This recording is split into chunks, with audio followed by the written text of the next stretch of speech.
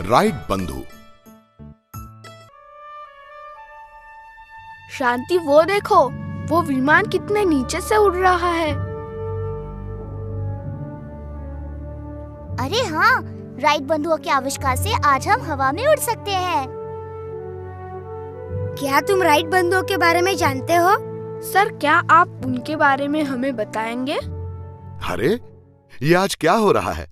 लगता है आज संशोधक दिन है। तुम्हारी उत्सुकता देखकर मुझे बहुत खुशी हो रही है। सुनो, अमेरिका में रहने वाले मिल्टन राइट को 7 बच्चे थे। उनमें से विल्बर और ऑरविल राइट हमारे नायक हैं। वे दोनों हमेशा किसी प्रयोग में जुटे रहते थे। एक दिन उनके पिता ने उन्हें खिलौना दिया। उसे हवा में फेंकने से वो घूमते हुए हवा में उड़ता था। ये देखकर राइट बंधु उसकी तरफ आकर्षित हुए और उड़ने की कला का अभ्यास करने में उन्हें बहुत रुचि उत्पन्न हुई।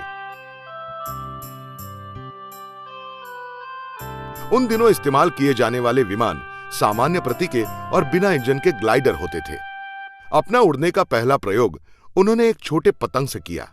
14 दिसंबर 1903 पहला विमान उड़ने के लिए तैयार था, जो इंजन से नियंत्रित होता था। विल्बर राइट ने पहले कोशिश की, लेकिन उड़ने से पहले ही वो विमान क्षतिग्रस्त हो गया। दोनों ने उस विमान को फिर से जोड़ा और 3 दिनों बाद वो विमान फिर से उड़ने के लिए तैयार हो गया। अब बारी थी ऑरविल की। उसने प्रार्थना करके विमान का इंजन शुरू किया। छोटा सा धक्का देकर विमान हवा में उड़ने लगा। उत्तेजित होकर ऑरविल तो चिल्लाने लगा। 5 अन्य नागरिक भी इस प्रयोग को देख रहे थे। उन्होंने जाकर सारे लोगों को यह बात बताई। अक्टूबर 1905 उन्होंने 2 और विमान बनाए, जो 30 मिनट तक हवा में उड़ सकते थे। राइट बंधुओं ने अपने आविष्कार का पेटेंट लिया। सन 1908 में एक जांच उड़ान भरते समय ऑरविल और लेफ्टिनेंट थॉमस ई सेल्फ्रिज ने हवा में उड़ान तो भरी, लेकिन उनका विमान क्षतिग्रस्त हो गया।